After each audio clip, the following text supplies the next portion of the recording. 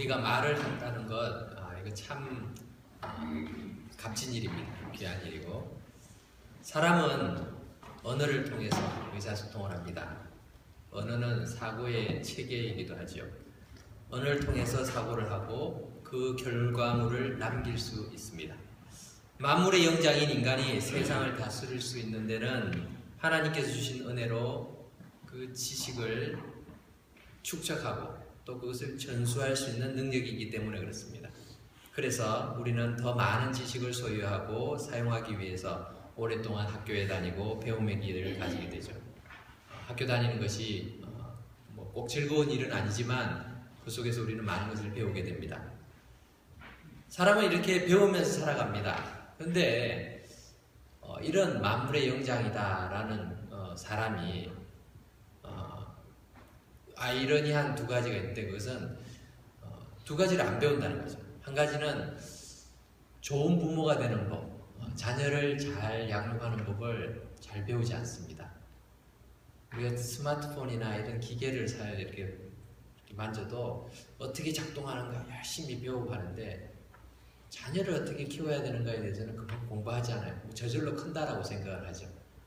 더 복잡하고 어느 기계보다도 어느 생명체보다 더 정교하게 만드신 그 하나님 형상으로 만드신 자녀들에 대해서 그렇게 하지 않는 것, 우리가 생각을 해봐야 되죠. 요즘에는 많은 부모들이 자녀 양육에 대해서 책도 읽고 공부도 하지만, 그래도 우리가 다른 기계를 배우는 것에 비해서는 시간들을 많이 사용하지 않는 것을 봅니다. 두 번째는 말 잘하는 법을 배우지를 않습니다. 여기서 말 잘하는 법이라는 것은 그냥 의사소통에 필요한 모국어를 잘 배우는 것, 아니면은 외국어를 배우는 것, 이것을 말하는 것이 아니죠. 같은 모국어를 사용하는 가정에서도 또는 학교 내에서도 직장에서도 자신의 의견과 감정을 우리는 언어를 통해서 전달하는데, 그 전달하는 방법이 서툴러서 의도하지 않은 오해와 갈등을 초래할 때가 많다는 것이죠. 그런데 이것은 우리가 말하는데 필수적인 기관인 혀에 대해서 우리가 너무 과소평가하면서 혀를 사용하기 때문에 일어나는 문제일 때가 많습니다. 지금으로부터 수천 년 전 고대 시대에는 이 말하는 법에 대해서 아주 중요하게 생각을 했어요. 그래서 수사학이라는 것이 상당히 고등 학문이었습니다. 철학을 배우고, 처음엔 문법을 배우고 철학을 배우고 수사학을 배웠어요. 자기가 아무리 많은 것을 알아도 그것을 제대로 전달할 수 없다면 의미가 없기 때문에 그렇죠. 그래서 수사학을 공부했지만, 지금은 말을 너무나 함부로 하는 세상을 우리는 살아갑니다. 이 말이라는 것은 1차적으로는 우리의 혀를 통해서 입으로 나오는 것이지만, 좀 더 포괄적으로는 우리의 생각들이 글로도 그렇게 나타나는데, 너무나 쉽게 함부로 우리의 말들을 표현할 때가 많습니다. 성대를 통해서 소리를 내는 것은 대부분의 동물들이 할 수 있지만, 우리 몸의 수많은 기관들 중에 하나이면서 오직 인간만이 누리는 그 고차원적인 의사 표현을 할 수 있도록 그것을 가능하게 만드는 것이 바로 혀라는 부분입니다. 이 사람의 이 혀의 중요성과 위험성에 대해서 오늘 본문은 잘 알려주고 있습니다. TV 프로그램 중에 내 몸 사용 설명서, 이런 프로그램이 있더라고요. 그런데 언어 표현 기관으로서의 혀 사용 설명에 관해서는 하나님께서 우리에게 더 잘 가르쳐주고 계시는 것 같습니다. 이런 이야기를 읽은 적이 있어요. 희귀병에 걸린 어느 왕이 내 병을 고쳐주는 자에게 큰 상을 주겠다 하니까 어느 청년이 그 병을 고칠 수 있는 약을 찾습니다. 근데 그 병을 고칠 수 있는 방법은 암사자의 젖을 짜서 가져와야 됩니다. 그 젖을 마셔야 되는데, 누가 암사자에 가가지고 그 젖을 짜서 가져오겠어요? 이 청년이 용기를 가지고 암사자가 있는 곳에 가서 매일마다 새끼 사슴을 이렇게 주면서, 먹이를 주면서 이 암사자와 친해졌습니다. 결국 암사자의 젖을 찾는 데 성공했어요. 그것을 얻어가지고 가다가 궁궐로 가다가 하룻밤 자는데 꿈을 꿉니다. 꿈을 꾸는데 자기 몸들이 막 싸우고 있어요. 몸의 기관들이 이 암사자의 이 귀한 것을 가지게 된 것은 다 나 때문이야. 내 덕이야. 다리가 말을 합니다. 내가 그 열심히 걸어가서 수고했으니까 된 거지. 아니야. 눈이 말합니다. 내가 수고해서 내가 보고 암사자를 찾고 했으니까 할 수 있는 거야. 소리 말합니다. 내가 암사자의 젖을 짠 거는 나다. 내가 한 거야. 그때 혀가 나서서 말합니다. 너희는 내가 아니면 아무것도 못해. 아무짝에도 쓸 수 없어. 그러니까 다른 모든 몸의 기관들이 맨날 먹기만 먹고 말이야. 놀기만 하는 혀가 무슨 말을 그리고 말하는 것을 막았습니다. 이 청년이 이제 궁궐에 와서 임금님 앞에 섰습니다. 임금님에게 임금님 이것을 드십시오. 그럼 병이 나을 것입니다. 그게 무엇냐? 라고 말하는데 이 청년의 입에서 어떤 말이 나오냐면 이것은 개젖입니다. 라고 말합니다. 그러니까 이제 임금님이 뭐라고? 라고 얘기하니까 이 청년의 몸이 갑자기 이제 떠는 거예요. 다 온몸이. 그래서 이제 사과를 한 거예요. 혀야 제대로 말하라. 너 아니면 안 된다. 그래서 아닙니다. 그래서 사실은 이것은 암사자의 젖입니다. 다시 고쳐서 말을 했습니다. 그때서야 그 공로를 인정받고 또 임금의 병이 나으니까 상을 받았죠. 그래서 혀의 위대성을 실감했다라는 것을 이렇게 한 이야기를 통해서 볼 수 있었습니다. 그것은 이야기일 수 있지만 사실 우리의 혀가 우리의 몸, 우리의 인생을 결정할 때가 참 많습니다. 우리가 말하는데, 즉 의사소통을 위해서 사용하는 이 혀에 대해서 우리가 알고 지켜야 할 사항들을 하나님께서는 우리에게 어떤 것을 말하고 계시는가, 우리가 오늘 본문을 통해서 살펴보려고 합니다. 먼저는 말을 많이 하는 사람은 더 큰 책임이 따른다라는 것을 성경은 가르쳐주고 있습니다. 우리 1절, 2절 말씀을 함께 읽어보겠습니다. 시작. 내 형제들아, 너희는 선생된 우리가 더 큰 심판을 받을 줄 알고 선생이 많이 되지 말라. 우리가 다 실수가 많으니 만일 말에 실수가 없는 자라면 곧 온전한 사람이라. 너희 온몸도 굴레 씌우리라. 초대교회가 당면한 어려움은 예수 믿는 믿음 때문에 핍박을 당하는 사람들이 참 많았어요. 그 핍박 때문에 교회는 더 정결한 신앙을 유지할 수 있었습니다. 그런데 더 어려움은 무엇이었는가 하면 교회 안에 침투한 잘못된 가르침, 즉 거짓 선지자나 거짓 스승들, 거짓 교사들로 인해서 잘못된 가르침들이 들어오는 것이었어요. 그것은 교회를 파괴시켰고 교회를 분리시키는 그런 일들도 하였습니다.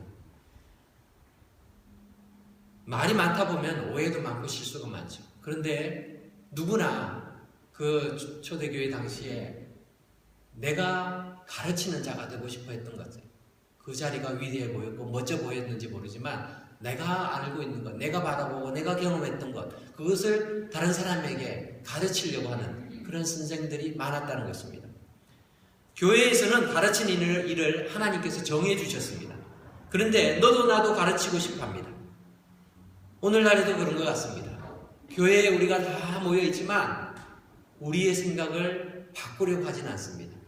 내 생각을 다른 사람에게 주입시키려고는 하지만 내 생각을 다른 사람의 의견을 듣고 바꾸려고 하는 노력들은 참 하지 않습니다. 그러다 보니까 모두가 교사가 되고 싶어 합니다.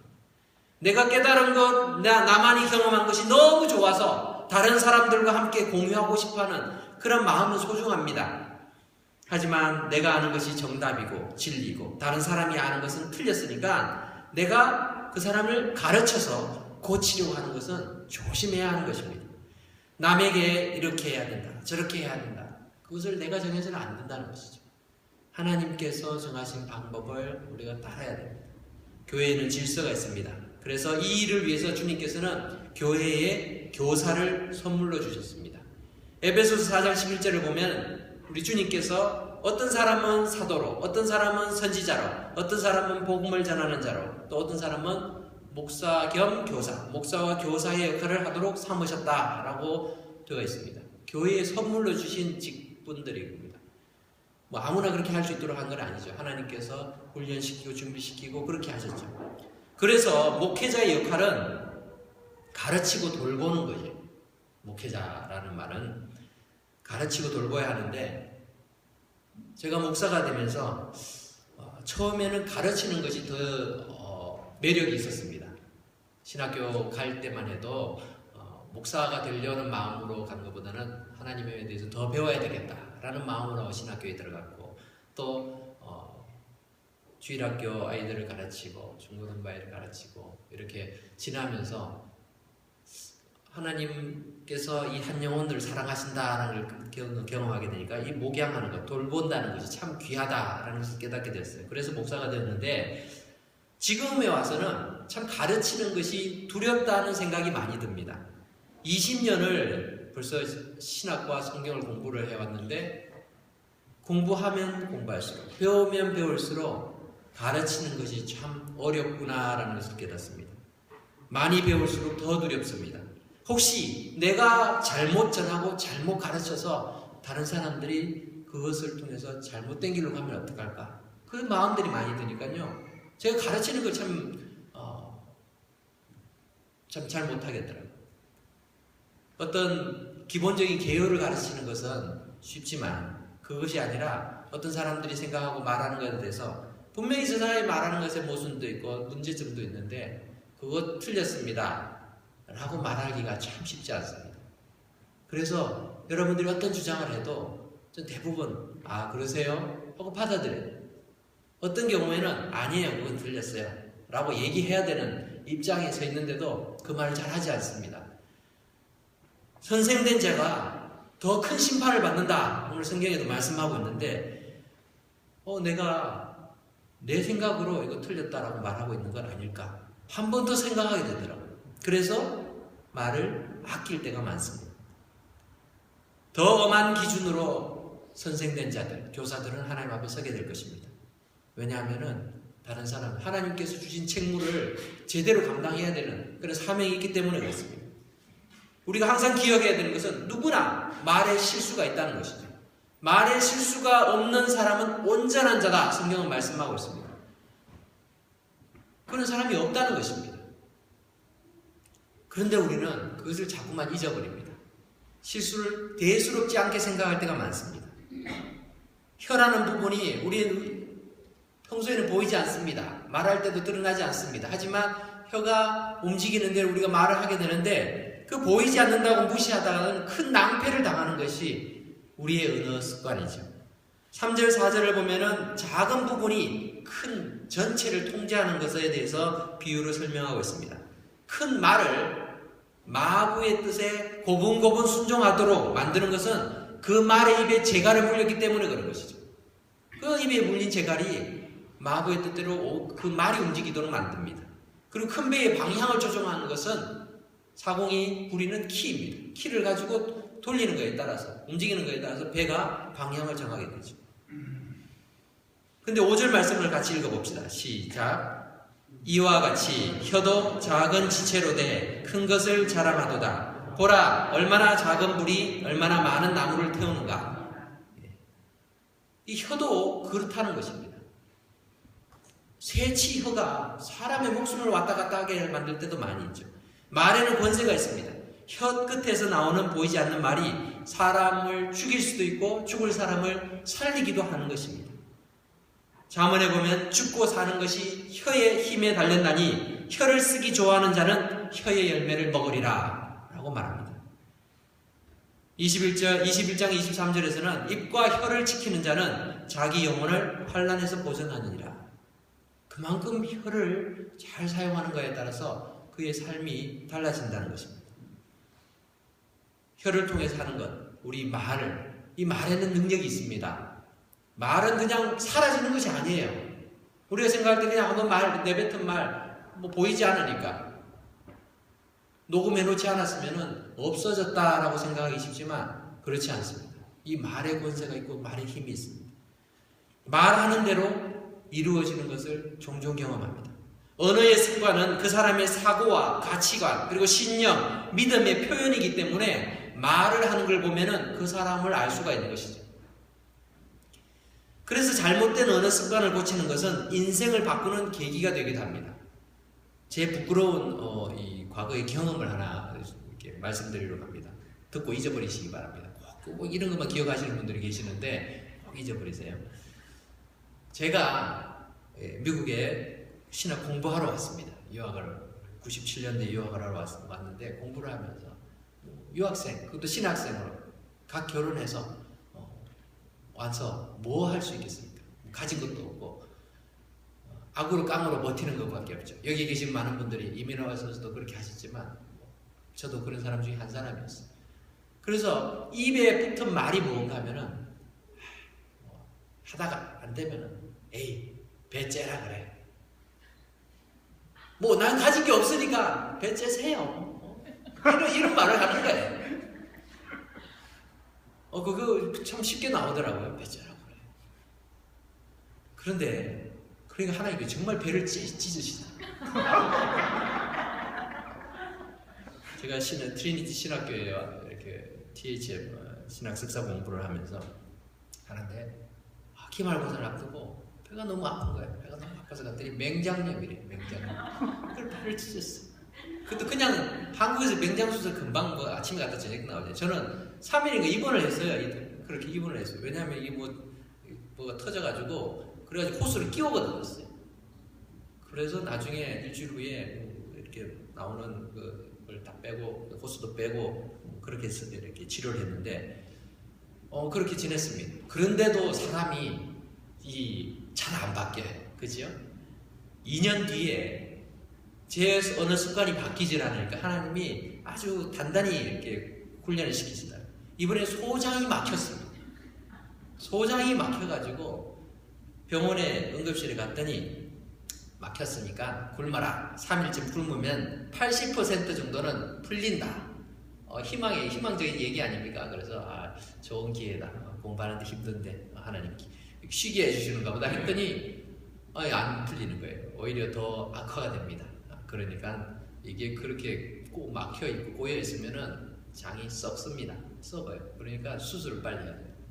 그리고 배를 또 쬐습니다.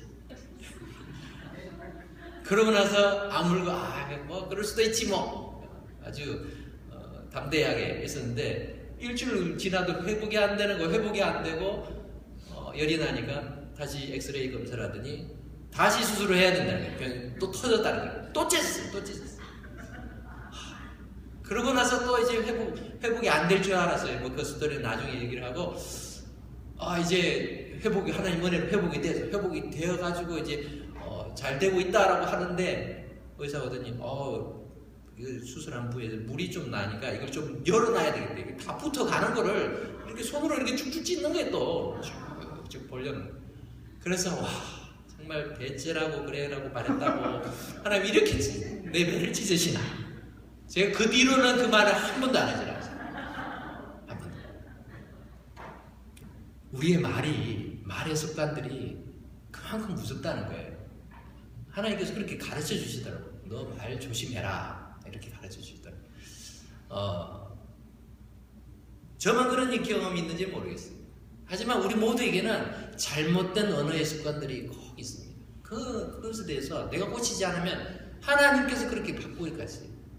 필요하시다면 그렇게 바꾸시고 또 아니면 나의 그 부정적인 말들이 나에게로 돌아올 때가 많다는 것입니다. 이 혀에서 나오는 이 말들이 능력이 있다는 것이죠. 무시해서는 안 됩니다. 그것을 우리가 주의 깊게 살아야 내가 어떤 말을 하고 있는가 수시로 점검할 필요가 있습니다. 그런데 오늘 성경은 우리에게 좀 절망적인 그런 소식을 전합니다. 그것은 사람의 힘으로는 혀를 길들일 수 없다라는 것을 알려주고 있습니다. 사탄은 우리의 이 말의 힘을 빌려서 역사를 할 때가 많습니다. 혀가 유혹하고 범죄하는 데 사용될 때가 많다는 것입니다. 6절을 보면 혀는 곧 불이요 불의의 세계라 이렇게 말을 하고 있죠. 인생의 수레바퀴, 즉 인생의 모든 여정 자체. 여기서 수레바퀴라는 단어는 우리가 이 영어의 트랙이란 말이죠. 트랙이란 말의 어원이 된 단어예요. 인생의 그 모든 여정 자체를 불사르고 망가뜨리는데 사용할 수 있는 게 바로 혀라는 거죠. 혀를 통해서 사람의 인생 자체가 완전히 무너질 때가 많다는 것이죠. 여러분 부부싸움을 하다 보면은 사소한 것에서 말다툼이 일어나가지고 결국에는 뭐 칼부림까지 나는 경우들도 많이 있어요. 우리가 비일비재하게 보지 않습니까? 7절에 보면 세상에 많은 짐승들과 새와 벌레와 바다의 생물까지 사람들이 길들일 수 있다라고 말하고 있습니다. 예전에 아이들을 가지고 데리고 씨월드를 간 적이 있었습니다. 거기 가니까 샤무라는 그 큰 몸집의 킬러웨, 이 범고래라고 해서 그 큰 고래를 그 조련사의 지시를 따라서 움직이려다.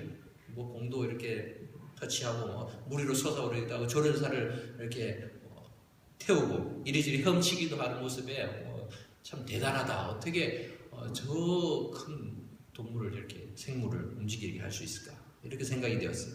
서커스 공연을 가보시면 사자나 호랑이를 한 여인이 조련합니다. 또 곰이 제주를 부리는 모습들도 우리가 볼 수가 있습니다.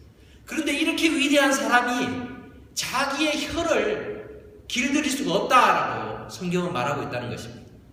우리 8절 말씀을 같이 한번 읽어볼까요? 8절 시작. 혀는 능히 길들일 사람이 없나니 쉬지 아니하는 악이요 죽이는 독이 가득한 것이라. 예. 많은 사람들이 말을 함부로 하는 것은 이 혀의 위력을, 그리고 이 혀가 가지고 있는 위험성을 잘 깨닫지 못하기 때문에 그렇습니다. 무심코 내뱉는 한마디의 말이 듣는 사람에게는 독활사처럼 박혀가지고 그 인생을 무너지게 만드는 경우도 있다는 것을 우리는 의식을 잘 못하고 있어요. 그것이 그 상대방이 우리의 자녀일 수도 있고 우리의 동료일 수도 있습니다. 우리가 함께 신앙생활하는 그런 성도될 수도 있다는 것입니다. 그렇다면 우리는 어떻게 혀를 바르게 사용할 수 있을까요? 성경은 분명히 혀가 가진 순기능에 대해서도 말해주고 있습니다. 우리 9절과 10절도 같이 읽겠습니다. 시작. 이것으로 우리가 주 아버지를 찬송하고 또 이것으로 하나님의 형상대로 지음을 받은 사람을 저주하느니 한 입에서 찬송과 저주가 나오는도다. 내 형제들아 이것이 마땅하지 아니하니라. 혀의 순기능은 주님, 주 하나님과 그분의 형상을 입은 사람들을 찬송하는 데 있습니다. 그런데 우리는 하나님께는 찬송하지만 사람에게 대해서는 너무나 쉽게 저주나 비난, 조롱과 무시의 말들이 터져나올 때가 많습니다. 그런데 성경은 이것이 옳지 않다라고 말씀하고 있습니다. 옳지 않다면 바꿔야 되죠. 옳은 방향으로 바꿔야 됩니다. 그런데 어떻게 바꿔야 됩니까? 어떻게 바꿀 수 있습니까? 그것은 마음의 주인이 바뀌어야지만 가능합니다. 내가 할 수는 없습니다. 성경은 분명히 혀를 길들일 수 있는 자가 없다라고 말하고 있기 때문에 그렇습니다. 그리스도인들은 예수님을 우리의 삶의 주인으로 모시고 사는 자들입니다. 말이라는 것은 마음의 그리고 생각의 표현입니다. 마음을 다스리고 있는 것이 내 자아일 때는, 내 자신일 때는 우리가 혀를 통제할 수 없게 됩니다. 내 마음대로 가는 거죠. 그러나 인간을 창조하시고 다스리시는 하나님의 주권 앞에 순종하여서 예수 그리스도를 내 마음의 주인으로 모시고 살 때에 우리는 하나님의 영이신, 그리스도의 영이신 성령께서 우리의 입과 혀를 주장하는 것을 느끼게 됩니다. 내가 하고 싶은 말을 하려고 할 때 성령님이 우리에게 말씀하세요. 그것을 못하게 하세요. 그래서 참을 수 있게 되는 거죠. 많은 사람들이 일반적으로 범하는 잘못은 하나님께 찬송하는 것은 잘합니다. 하나님께 찬송해야 된다고 생각하니까. 근데 사람에게 대해서는 쉽게 생각해요. 함부로 해요. 근데 성경에 보니까 하나님의 형상으로 지음을 받은 사람들에게 저주하는 것 잘못됐다라고 해요. 왜냐하면은 우리가 사람을 바라볼 때 이 사람을 통해서 하나님을 볼 수 있어야 돼요. 아무리 부족하고 연약한 자들이라 할지라도 그 사람을 통해서 하나님의 형상을 볼 수 있어야 되고 하나님을 볼 수 있어야 된다는 거죠. 잠언 18장 8절에서는 남의 말을 하기를 좋아하는 자의 말은 별식과 같아서 뱃속 깊은 데로 내려가느니라 라고 말합니다. 남의 말하는 거, 험담하는 거, 이 특식을 먹는 것처럼 맛있어요. 재미가 좋습니다. 그래서 뱃속 깊은 데까지 내려가서 이게 뭐 기억하라고 얘기하지 않아도 잘 기억이 됩니다. 그래서 그것을 자꾸만 얘기하고 소화시키고 그렇게 한다는 것이죠. 잠언 20장 19절에서는 두루다니며 한담하는 자는 남의 비밀을 누설하나니 입술을 벌린 자를 사귀지 말지니라 라고 이야기합니다. 이런 말들을 듣는 것이 우리 영혼에 있어서는 치명적이라는 것입니다. 하나님의 은혜를 우리는 구해야 합니다. 우리의 힘으로 할 수 없기 때문에 다른 사람의 모습을 통해서 하나님의 이 형상을 볼 수 있게 해주십시오. 내가 마음에 들지 않는 저 사람의 모습을 통해서라도 하나님, 먼저 하나님의 형상을 볼 수 있게 해주십시오 라는 그런 마음들을 가지고 우리가 기도해야 됩니다. 남의 잘못은 우리가 볼 때마다 저것은 하나님께서 내게 주시는 가르침이구나, 그렇게 받아들여야 됩니다. 저 사람은 저거밖에 안 돼. 저 사람은 어떻게 사람이 저럴 수가 있어. 비난하고 질책하는 것이 아니라 저 사람이 저렇게 하는 걸 보니까 나도 그럴 수가 있구나. 하나님이 저 사람을 통해서 내게 교훈을 하시는구나 라고 나를 바라볼 수 있어야 된다는 것입니다. 자꾸만 남을 바꾸려고 하고 그렇게 가르치려고 노력하지는 안 되는 것입니다. 교회는 개성과 성격, 의견, 이 모든 것이 다 다른 사람들이 그리스도의 사랑으로 모여 있습니다. 하지만 우리에게는 여전히 본성들이 남아 있습니다. 잘 고쳐지지 않습니다. 그런데 내 생각과 내 의견을 다른 사람에게 강요하는 것은 참 어려운 일이죠. 세상에서 어려운 일이 두 가지가 있다고 합니다. 하나는 남의 호주머니에 있는 돈을 자기 호주머니로 옮기는 거예요. 이게 참 어렵대요. 근데 이걸 잘하는 사람을 사업가라고 얘기합니다. 근데 내 생각을 남의 머릿속에다 집어넣는 것이 또 다른 어려움이에요. 근데 이걸 잘하는 사람을 세상은 선생님이라고 얘기를 한다고 합니다. 근데 우스갯소리로 이 두 가지를 한꺼번에 다 잘하는 사람이 있다고 해요. 그것이 바로 와이프랑 마누라, 아내들이 이 두 가지를 다 잘한다고 얘기를 한다고 하는데, 어쨌거나 자기의 생각을 다른 사람에게 집어넣는 거 참 어렵습니다. 이거는 안 되는 일이에요. 어려운 일이에요. 사람은 잘못을 지적해서 바뀌지 않습니다. 우리가 교회에서 신앙생활 할 때도 우리의 마음에 들지 않는 그런 신앙의 스타일을 가진 사람들 볼 때 신앙생활 그렇게 하면 안 돼, 그런 말을 하고 싶을 때가 많죠.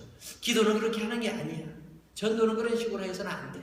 자기 마음에 그 생각들이 있습니다. 근데 그것을 자꾸 강요한다고 되는 것은 아니에요. 어떤 분은 심지어 이 설거지 할 때 설거지 그렇게 하면 안 돼, 뭐 이렇게까지 하시는 분들 있어요. 설거지 이런 식으로 해요.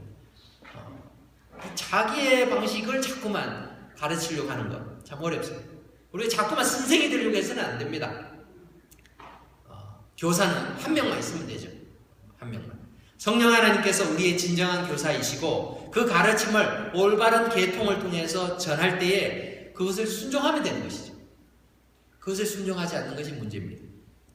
또한 우리가 어떤 가르침도 남을 위한 것이 아니라 내 자신에게 적용하려고 노력하는 일을 잊지 않아야 합니다. 우리 교회에서 직분을 이렇게 맡고 하다 보면은 직분에 대한 책임감을 많이 느낍니다. 그 책임감 없는 사람 없어요. 다 있어요. 그런데 내가 직분을 가지지 않았다고 해서 그 사람들이 가진 책임감을 우리가 잘 못 느끼니까 책임감을 자꾸 일깨워 주려고 애쓰시는 분들이 계세요. 장로님 이렇게 하셔야죠. 권사님 이렇게 하셔야죠. 이렇게 말씀하시는 분들. 집사님이 이렇게 하셔야죠. 그런 것보다는 내가 하나님 앞에 어떻게 헌신할 것인가, 그 부분을 먼저 생각을 해야 됩니다. 여러분들의 눈에 목사도 잘 부족한 점이 많이 보일 것이고 장로님, 권사님 다 부족한 점들이 많이 있죠. 근데 그 부족한 점들이 보일 때마다 하나님께서 내게 기도하라고 하십니다. 하나님께서 그럼 내게는 왜 그것이 보이게 하실까? 나에게는 어떤 문제가 있을까? 우리가 살펴보아야 된다는 것입니다. 그렇기 때문에 교회는 남의 말을 하는 곳이 되어서는 안 됩니다. 자기 말을 해야 돼요. 나의 부족함을 얘기하고 나의 연약함, 내가 가지고 있는 문제점, 그러한 것들에 대해서 나누면서 기도를 부탁하고 그렇게 해야 됩니다. 그것이 교회입니다. 남의 말을 해도 비난과 원망보다는 칭찬과 또 인정하는 말, 격려하는 말들을 우리가 할 수 있도록 노력해야 하는 것입니다. 그것이 우리가 주 안에서 우리의 혀를 잘 사용하는 방법이 될 것입니다. 말씀을 맺겠습니다. 우리가 매일 하나님의 말씀을 묵상하고 내 삶 속에서 적용하여 실천하려는 그 작은 노력은 우리의 생각을 바꿉니다. 그리고 우리의 말을 바꾸고 우리의 행동을 바꾸고 우리의 습관이 되고 또 우리의 인생의 길을 바꿔갑니다. 그렇기 때문에 하나님의 말씀을 묵상하고 적용하는 것이 참 중요합니다. 우리가 하나님의 말씀을 열심히 묵상합시다, 읽읍시다 라고 강조하는 것도 여기에 있습니다. 그냥 말씀 읽고 성경 지식을 채우라는 것이 아니라 그 말씀을 통해서 나를 바라보라는 것입니다. 내가 무엇이 바뀌어야 되는 걸 자꾸 보라는 것입니다. 그렇게 바뀌면 우리의 말도 바뀝니다. 불평하고 원망하고 남의 잘못을 많이 말하는 사람과는 교제하지 않는 것이 좋습니다. 옛말에 근묵자학이라는 말이 있죠. 묵을 가까이 하면은 검어진다. 그런 말들이 있습니다. 자꾸만 부정적인 말들과 부정적인 생각과 잘못된 행동들을 가까이 하는 사람들과 가까이 지내다 보면 그렇게 바뀌어가는 것이죠. 하지만 감사의 말을 많이 하고 또 다른 사람이 인정해주고 격려해주는 말들을 잘하는 사람들과 가까이 있으면 내가 거기에 또 닮아가게 됩니다. 하나님을 찬양을 하고 또 하나님 앞에 우리가 감사의 고백들을 많이 하는 그런 노력들이 우리가 의지를 가진다고 되는 것이 잘 안 되지만 하나님 말씀을 가까이 하면은 하나님 말씀이 우리를 그렇게 바꾸어 갑니다. 하나님의 말씀이 그리고 하나님의 성령께서 우리 안에 계실 때에 우리를 바꿔 가시는 것입니다. 이것이 우리의 힘과 의지로 잘 되지 않기 때문에 우리는 주의 말씀을 묵상하고 기도하면서 주님의 도우심을 구하는 것입니다. 사랑하는 성도 여러분, 하나님의 백성답게 그리고 거룩하고 성결한 삶을 살기 위해서 우리의 언어 습관이 바뀔 수 있도록 성령 하나님의 임재를 매일같이 사모하시기 바랍니다. 그것이 없이는, 그 노력이 없이는, 그 사모함이 없이는 우리의 입술에 있는, 우리의 입에 있는 이 혀가 자기 마음대로 놀 것입니다. 우리의 혀를 통해서 나오는 모든 말들이 하나님께 영광 돌리고 사람들을 감화시킬 수 있는 그런 멋진 하나님의 사람들이 다 될 수 있도록 함께 하나님의 은혜를 구하고 노력하는 저와 여러분 되시기를 주님의 이름으로 부탁드립니다. 기도하겠습니다.